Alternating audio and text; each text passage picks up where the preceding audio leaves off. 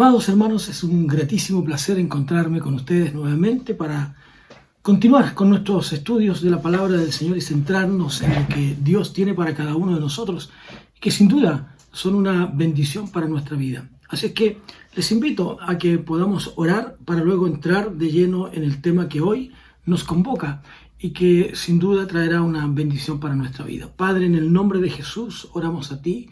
Te rogamos, Señor, que tu Espíritu Santo pueda abrir nuestro entendimiento para comprender y entender mejor tu palabra. Y también, Señor, para poder transmitirla a aquellos hermanos y amigos que nos escuchan y que nos ven cada semana, Señor, en que podemos compartir con ellos los días miércoles el estudio de la palabra del Señor. Padre, darnos la capacidad de poder comprender mejor tu palabra y poder compartirla con ellos. En el nombre precioso de Jesús. Amén y amén. Hemos terminado una sección que abarcaba hasta el capítulo 11 de Corintios y hemos hablado, por ejemplo, entre otras cosas, acerca de la libertad en Cristo, esa libertad que nos permite vivir la vida cristiana entendiendo que nuestra libertad, siendo dada por Dios, tiene también sus límites. Y esos límites tienen que ver tanto en nuestra relación con los demás como en nuestra propia relación con Dios. Así es que esta libertad está dentro de esos márgenes, Dios y el prójimo, el que es como yo, el que es igual a mí. Y hoy vamos a entrar en una nueva sección de esta carta del apóstol Pablo y que trata acerca de los dones espirituales. Y vamos a tratar esto entre los capítulos 12 al 14.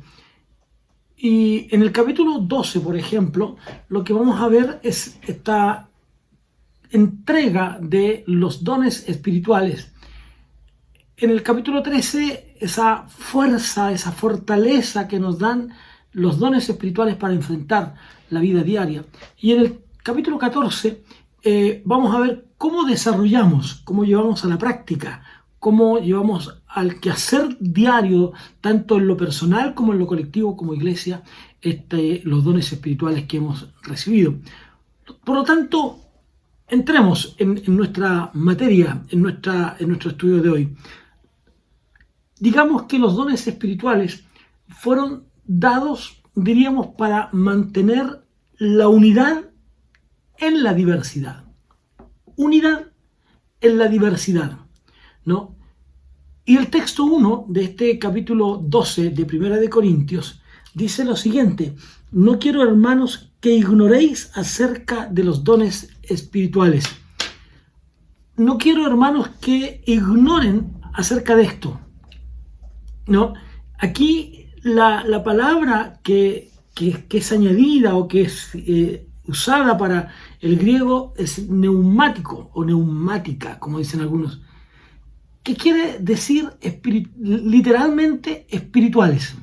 Es decir, cosas que pertenecen al espíritu y que por lo tanto al pertenecer al espíritu provienen de parte de Dios, pero que son dados al hombre, en contraste con esas cosas que vimos antes, que eran carnales, que eran esas libertades que estaban sujetas a la libertad de Cristo.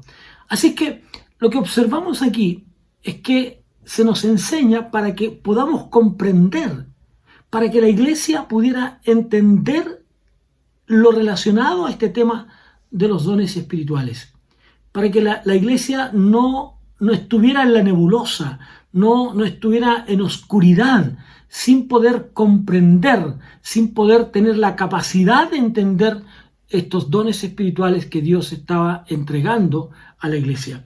Por eso que el texto 2 dice lo siguiente.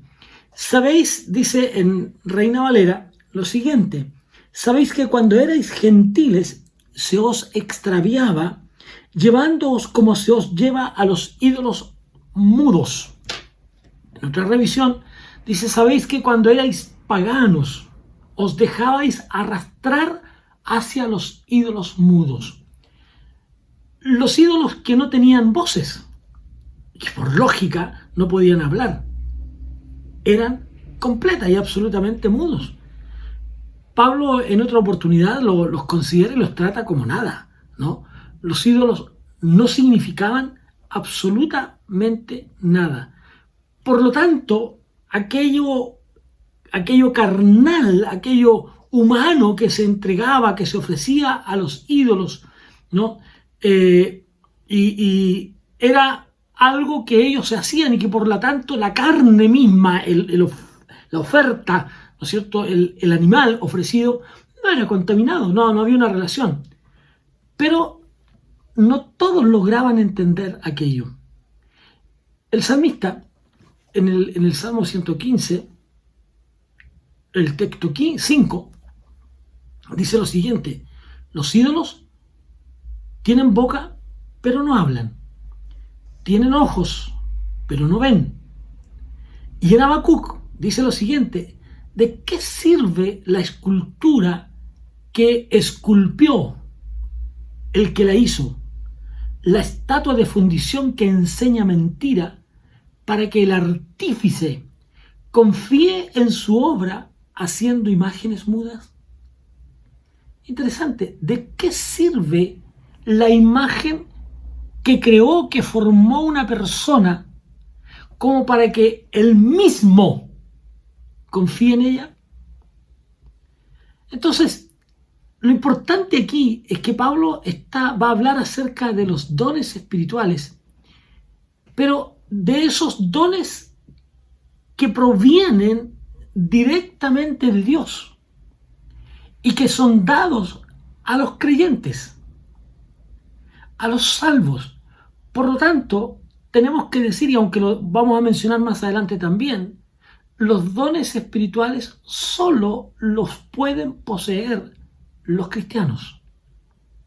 La gente que no conoce a Cristo no tiene dones, tiene talentos, tiene habilidades. Hay cosas que puede hacer con mayor facilidad que otro. Un pintor como Miguel Ángel, como Picasso, tiene la habilidad del trazo, la habilidad de poder palmar en una tela, ¿no es cierto?, lo que hay en su mente, cosa que nosotros, los que no tenemos esa habilidad, no nos resulta. Por más que tenemos líneas, por más que hagamos esto o lo otro, no nos resulta aquello. Sin embargo, a hombres como los que les he mencionado y otros en nuestro país, incluso pintores, ¿no es cierto?, se les da por naturaleza. Un pianista, un músico, la música se les da a algunos, no han estudiado música, pero les brota, se sientan tras el piano y pueden tocar y pueden sacar una melodía armoniosa, cosa que a nosotros, los que no tenemos ese talento, no se nos da. Y así podríamos encontrar muchos de ellos. Sin embargo, los dones son dados a aquellos que han nacido de nuevo. Todo hombre nacido de la carne, es decir, nacido de hombre y mujer, tiene talentos, tiene habilidades, de una manera o de otras. Pero dones solo tienen los creyentes en Cristo, los que han sido transformados por el poder del Espíritu Santo de Dios. Por eso que Pablo entonces nos dice: hermanos, no quiero que ignoren acerca de esto. Quiero que ustedes lo entiendan, que lo comprendan bien, que lo sepan bien. Y cuando ustedes, y parte diciéndoles esto, cuando ustedes eran paganos, cuando ustedes eran gentiles, cuando ustedes no eran parte del pueblo de Dios, ustedes eran guiados por imágenes, ¿no?, por ídolos que no tenían la capacidad de hablar, aunque tenían boca, que no tenían la capacidad de ver, aunque tenían ojos, y que no eran más que una escultura esculpida por un artista. Pero hoy ustedes ya no son paganos, se han convertido a Cristo. Por lo tanto, a través de la obra del Espíritu Santo, a ustedes, dice Pablo, se les entregarán dones. El texto 3, Reina Valera, dice lo siguiente: por tanto os hago saber que nadie que hable por el Espíritu de Dios llama anatema a Jesús, y nadie puede llamar a Jesús Señor si no es por el Espíritu Santo. En otra revisión dice: por tanto os hago saber que nadie que hable por el Espíritu de Dios dice de Jesús sea anatema o maldito. Eso es lo que significa la palabra anatema. Como tampoco nadie puede exclamar Jesús es el Señor si no es porque el Espíritu Santo le ha traído aquello a su corazón, a su mente, a su vida. Esto en realidad es una gran verdad, una verdad que el apóstol Pablo presenta y se realiza y se trata, ¿no es cierto?, de la realidad absoluta de la vida cristiana. Una persona guiada por el Espíritu Santo exclamará: Jesús es el Señor. Una persona no guiada por el Espíritu Santo podrá decir: Jesús es anatema. Una persona guiada y controlada por el Espíritu de Dios se someterá al señorío de Jesucristo. Por tanto, si usted, mi amigo, mi hermano, ha tenido esa experiencia de salvación, no puede sino actuar bajo la dirección, ni siquiera voy a usar la expresión que algunos usan como influencia, por ejemplo, sino que bajo la guía, la conducción del Espíritu Santo para llamar a Jesús Señor. Y eso es importante. Ahora, fíjese que en Mateo, el capítulo 7, los textos 22 y 23 dicen: muchos me dirán en aquel día, Señor, Señor, ¿no profetizamos en tu nombre y en tu nombre echamos fuera demonios y en tu nombre hicimos muchos milagros? Entonces les declararé: nunca os conocí, apartaos de mí, hacedores de maldad. ¿Cuál es la razón para llegar a una situación como aquella? ¿A qué se debe que el hecho de decir Señor, Señor fue para ellos únicamente un trámite humano, superficial? Porque Jesús no era su Señor. Aceptar a Jesús como Señor, mi estimado hermano y amigo, es una convicción del alma. Es algo que viene desde lo más profundo de nuestro ser. Y eso es una verdad central de la fe cristiana, de esa fe en Cristo.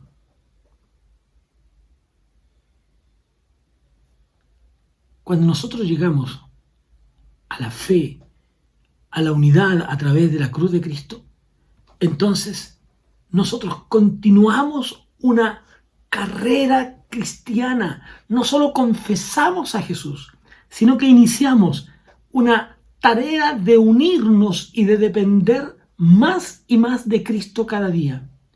Y eso es para nosotros lo que tiene mayor importancia. Por eso es que el apóstol dice: para mí ahora el vivir es Cristo y el morir es ganancia. En su gran sermón del día de Pentecostés, el apóstol Pedro predicó un gran mensaje y su conclusión fue la siguiente: sepa pues ciertísimamente toda la casa de Israel que a este Jesús, a quien vosotros crucificasteis, Dios le ha hecho Señor y Cristo. Fíjense ustedes, entiendan esto, israelitas, es lo que está diciendo el apóstol Pedro en su mensaje al concluir. A ese Jesús a quienes ustedes menospreciaron, a ese Jesús a quienes ustedes llevaron a Pilatos, a ese Jesús a quienes ustedes ofendieron, a ese Jesús a quienes ustedes escupieron, a ese Jesús a quienes ustedes permitieron que lo maltrataran, que colocaran sobre él una corona de espinas, a ese Jesús que ustedes maldijeron, a ese Jesús, el Padre, Dios, le ha hecho Señor y Cristo. Es decir, le ha hecho Señor de toda la creación y el enviado de Dios. Entonces, La iglesia real, la iglesia verdadera está formada por aquellos que se han reunido alrededor de esa verdad.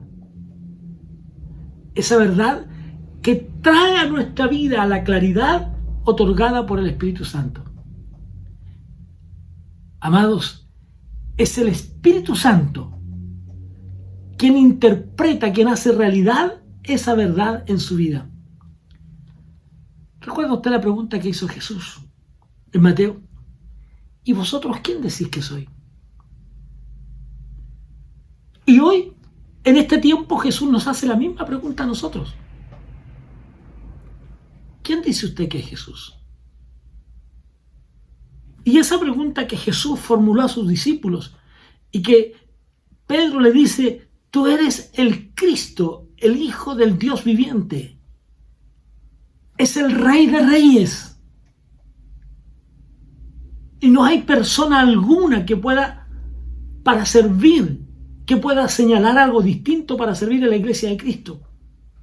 Si esa persona primero no ha confesado a Jesús como Señor.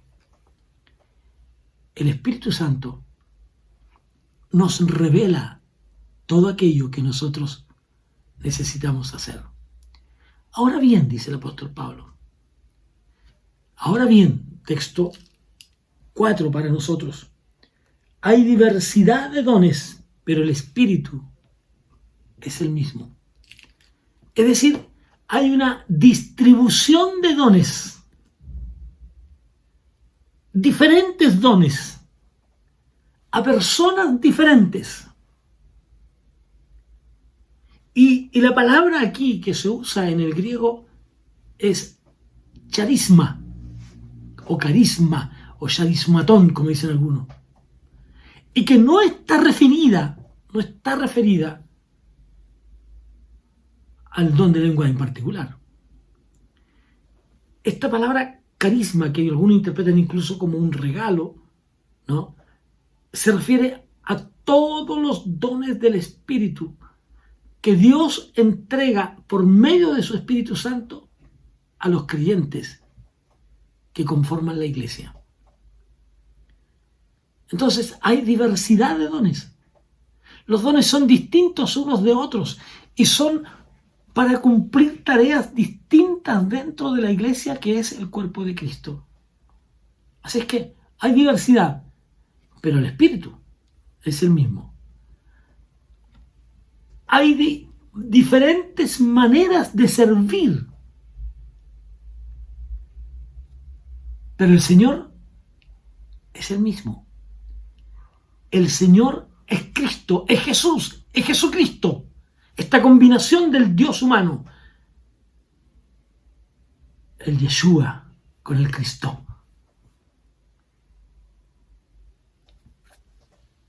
Hay ministerios distintos. Hay diferentes maneras de servir. Cada uno de nosotros servimos en la iglesia de maneras distintas. Unos sirven de una manera y otros de otra, con uno u otro don, con el don que Dios nos ha dado. Pero el Señor es el mismo.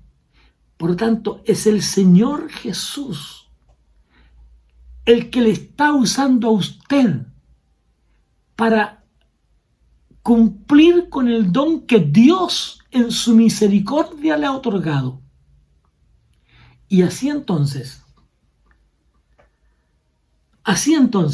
usted puede servir al Señor. No tiene que ver con el don que usted tenga.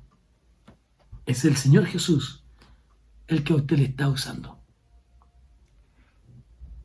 Pueden haber diferentes tipos de guitarra o de instrumentos, vamos a decir. En una orquesta hay diferentes tipos de instrumentos, pero hay uno solo que dirige la orquesta. Hay diferentes dones, pero hay uno solo que es el que nos da la oportunidad de servir. Y luego el texto número 6 dice lo siguiente: y hay diversidad de operaciones, pero Dios que hace todas las cosas en todos es el mismo. Es decir, y hay diversidad de actividades, diría otra revisión. Pero Dios que hace todas las cosas es el mismo. Entonces, el mismo texto en otra revisión dice, se pueden realizar distintas actividades, pero es el mismo Dios quien da a cada uno la habilidad de hacerla. No importa la actividad que usted realice, no importa usted el don que tenga, simplemente quien lo usa, quien le ha dado aquello, es Dios mismo. Es el mismo Dios que actúa en usted y en cada creyente. Esto nos recuerda sin duda que hay un solo Dios. Él es un Dios trino, Padre, Hijo y Espíritu Santo. Tres en uno solo. Esta hermosa triunidad de Dios. Estos miembros de la Trinidad, de la triunidad, que obran juntos. Cada uno de nosotros cumplimos una tarea. Todo ha sido provisto por Dios con un solo propósito. Y ese propósito es glorificar, exaltar el señorío de Cristo. Qué maravilloso es esto. Por eso que el apóstol Pablo en el texto 7 nos dice lo siguiente, de este capítulo 12. Pero a cada uno le es dada la manifestación del Espíritu para provecho. Es decir, les es dada la manifestación del Espíritu para beneficio de todos, para que todos se vean beneficiados. Entonces, volvemos a decir, un don del Espíritu simplemente podríamos traducirlo en un lenguaje sencillo como la capacidad para el servicio. Es simplemente la función que Dios nos ha dado dentro de su cuerpo, pero que es beneficioso para todos. El don que Dios le ha dado a usted es para capacitar y para bendecir a toda la congregación y para glorificar a Dios. No hay otro sentido. Entonces, cada uno podríamos decir, mire, yo no soy nada. No tengo nada. No soy útil ni para Dios ni para los hombres. Pero aquel que me llamó a la salvación me dio un don y debo ponerlo en acción. Fíjese usted que somos como un instrumento que si no somos tomados, si ese instrumento no es tomado por aquel que sabe hacer salir de él melodías maravillosas, no sirve. Un piano, por lindo que sea un piano de cola y que sepamos que suena maravilloso, pero si no llega alguien que sepa tocarlo, el piano no servirá más que como un mueble cualquiera. Pero cuando llega el pianista, cuando llega el hombre que sabe hacerlo sonar, cuando llega la persona capaz, idónea para hacerlo sonar, pondrá sus manos sobre él y tocará una melodía fantástica. Sin duda, el piano suena maravilloso, pero suena maravilloso en las manos del pianista. Usted, aunque Dios le haya otorgado un don.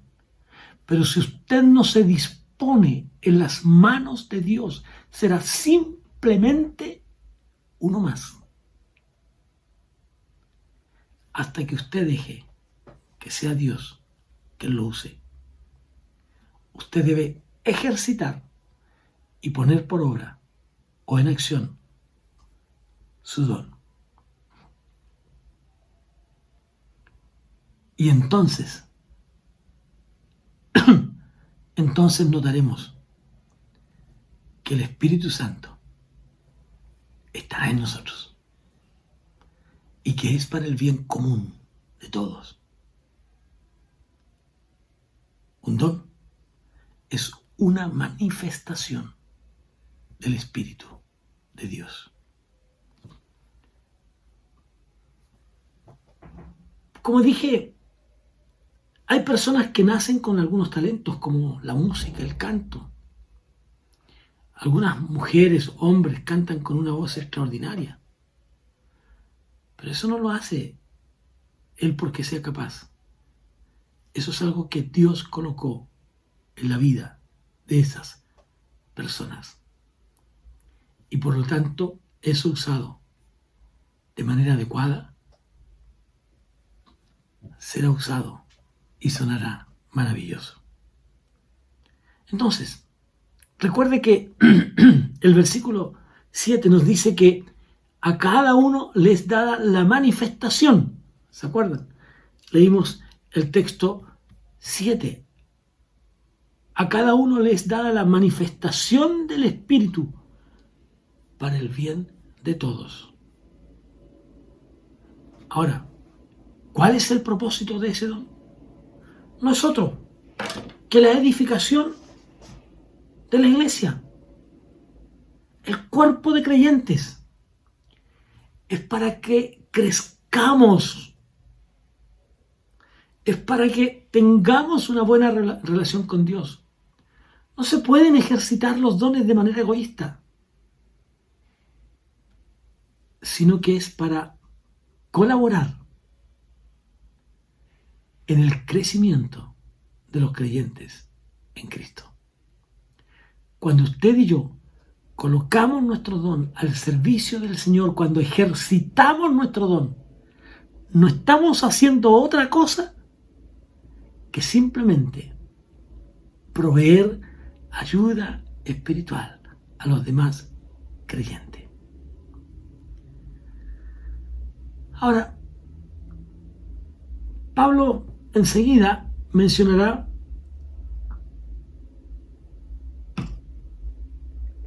los dones espirituales. No están todos aquí. Otros están en otros capítulos de la Biblia, en otros libros. Pero Pablo va a decir más adelante, por ejemplo, así como el cuerpo es uno y tiene muchos miembros, pero todos los miembros del cuerpo, siendo muchos, son un solo cuerpo. Así también Cristo. Nosotros pues somos miembros del cuerpo de Cristo. Estamos unidos a Cristo. Y ya que estamos en Cristo, somos miembros de ese cuerpo. Y debemos funcionar como miembros de Él. Cada miembro de nuestro cuerpo debe funcionar de manera armónica, de tal forma que podemos darnos cuenta que cada miembro de nuestro cuerpo funciona de manera extraordinaria, porque Dios colocó cada miembro de nuestro cuerpo en su lugar.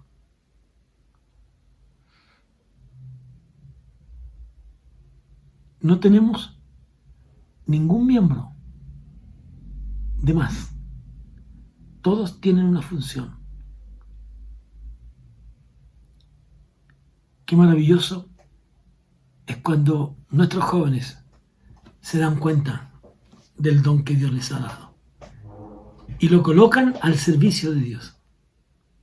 Así es que a cada persona se le ha dado un don. Versículo 8. Mira lo que dice el apóstol Pablo. porque a este es dada por el Espíritu palabra de sabiduría, a otro palabra de ciencia, dice Reina Valera, ¿no? Acá dice palabra de conocimiento, según el mismo Espíritu. Sabiduría aquí quiere decir la percepción de lo que ocurre en el interior de la verdad. ¿Cómo logramos encontrar la verdad dentro de ese escrito, por ejemplo? Cuando vemos la gente que trata de explicar la Biblia sin una relación con Dios, sin una convicción, sin que Jesucristo sea el Señor de su vida, es solo palabrería. Pero cuando un hombre o una mujer se mantienen en relación con Dios a través de la oración y a través de la búsqueda intensa de Dios, logra encontrar para su vida el mensaje de esa palabra de Dios. Entonces, diríamos que aquí sabiduría tiene que ver con la percepción de la naturaleza de la verdad de la palabra de Dios. ¿Qué es lo que Dios quiere decir a través de esta palabra?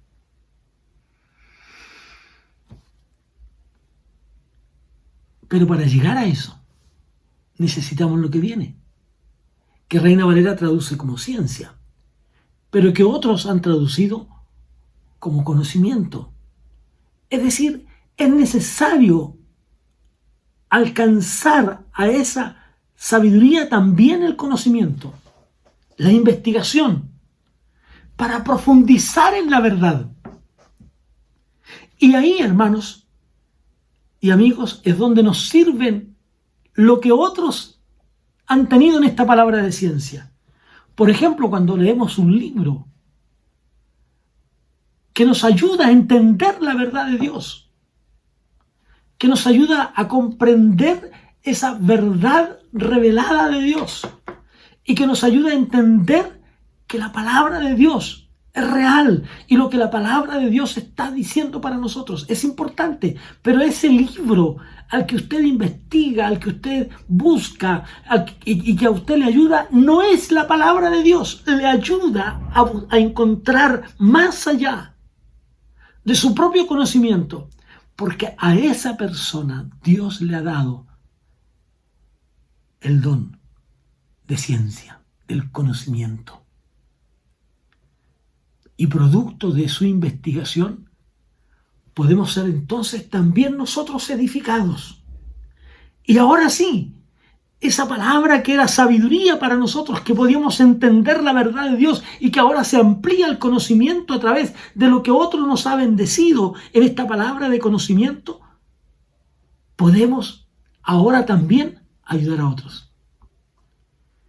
Porque así es mucho más fácil. La palabra de Dios dice: escudriñad las Escrituras, porque en ella os parece que tenéis la vida eterna. Escudriñar significa buscar, es como sacar, como rascar, buscar en lo más profundo, escudriñar las Escrituras, buscar en ellas. Como yo he dicho cuando envío cada mañana los devocionales, no debemos quedarnos solo con eso. No debemos quedarnos solo con este estudio, sino que pidamos a Dios, pida usted a Dios, que Dios revele en su vida la palabra de Dios. Y que usted, al investigar, a través de la capacidad que Dios ha dado a otros, tomando algunos libros tal vez y leerlos, que no reemplazan, insisto rotundamente en esto, no reemplazan la palabra de Dios,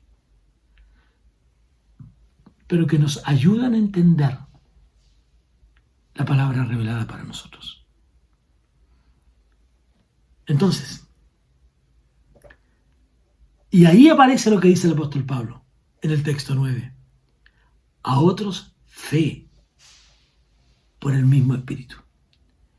El escritor a los Hebreos dirá que la fe es la certeza de lo que se espera. la convicción de lo que no se ve. Es decir, es la plena seguridad que recibiremos lo que se nos ha prometido.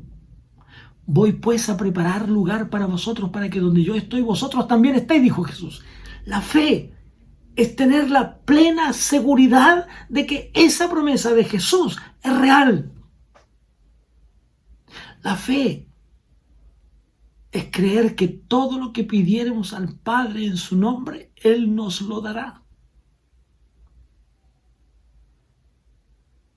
Pero en su nombre. La fe es la seguridad de que lo que esperamos es real. Pero es también, dice el escritor de los Hebreos, la convicción de lo que no se ve. Es decir, la total seguridad de recibir lo que esperamos por un lado y estar convencidos que las cosas que no vemos son reales. Así de simple. Y tenemos que creerle así.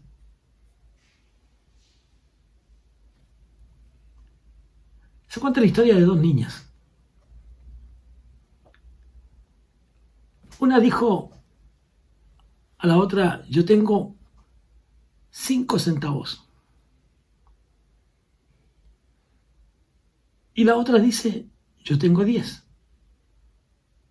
La primera, la niña, dice, no, en realidad tú tienes 5. Tienes los mismos 5 que yo. Pero la segunda dijo, mi papá me dijo que cuando llegara a casa, hoy él me daría 5 centavos. La fe de esa niña le hacía creer que lo que su padre le había prometido ya era un hecho. Por lo tanto, aunque ella no podía ver los 5 centavos,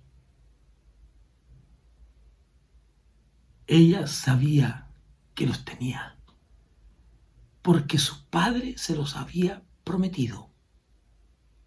Eso es la fe. No vemos las moradas celestiales, pero nuestro Padre nos lo prometió. No vemos que los muertos resuciten, pero nuestro Padre nos dijo que así sería. Demos gracias entonces por la resurrección. Demos gracias entonces por el retorno de Jesús a buscar a su iglesia.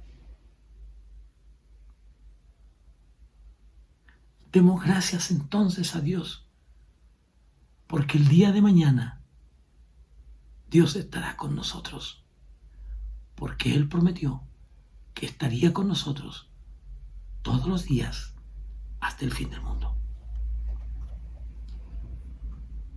Recordemos la pregunta de Jesús. ¿Y vosotros? ¿Quién decís que soy yo? Y hoy yo le hago a usted la misma pregunta. ¿Quién dice usted que es Jesús? ¿Es Jesús el Señor? En nuestro tiempo Jesús continúa haciendo la misma pregunta.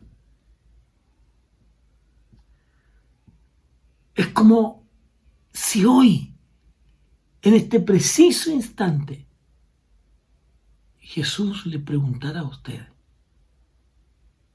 ¿quién soy yo para ti?